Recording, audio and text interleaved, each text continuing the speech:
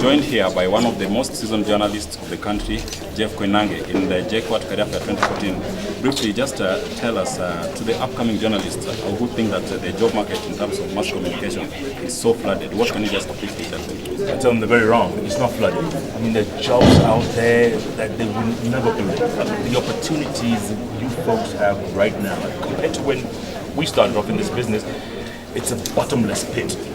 Now that we're going digital, even more opportunities to do all kinds of journalism, environmental, just straight hard news, human interest, sports, you name it, it's available. The job market is not flooded. Okay, if I may ask you just exactly why did you decide to honor this particular visit to grace the JKUAT Career Fair 2015? Look, it's an honor to be here. I was invited to talk about my career and how far I've come as a journalist. It's an honor. I would do it every time, anytime. And every time I speak to young people, your generation, the next, what I call the future of Kenya, I always feel honored and privileged. So the honor is actually mine to be here. What is your experience according to the way the JKUAT Career Fair has been conducted? What can you say in terms of the students' turnout and your interaction with the students and the staff? Look, you saw it for yourself. It's a full house. It's fantastic. I walked around the tents earlier on and I could see the various corporates that are represented here. They're all looking for the next business, next big thing.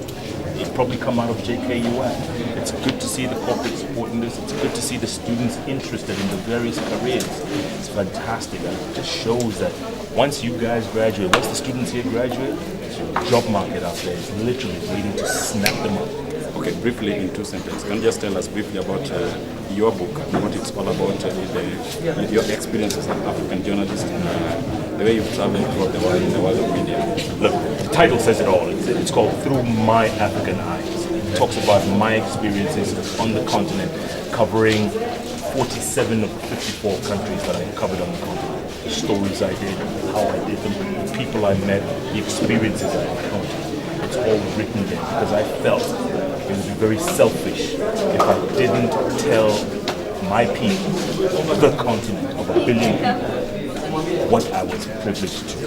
That is, have a front row seat to history unfolding the last 20 plus years of covering news on the continent. So it's a great read. It also talks about my growing up in Kenya, how I grew up, the schools I went to, the sports I played. People will be surprised to know that I played football and rugby and basketball and swimming.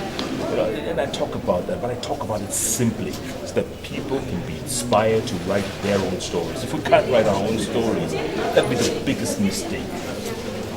The generation before us and the ones before then, they hardly wrote. I want to encourage people, your generation, generations after that, my son and his kids after that, to write about us as a people. Thank you so much for honoring this particular interview. Just a parting shot, a cigar. What is your fascination with the cigar? It has been associated with your trademark and your brand. What is the fascination with the cigar? It just looks good. Okay.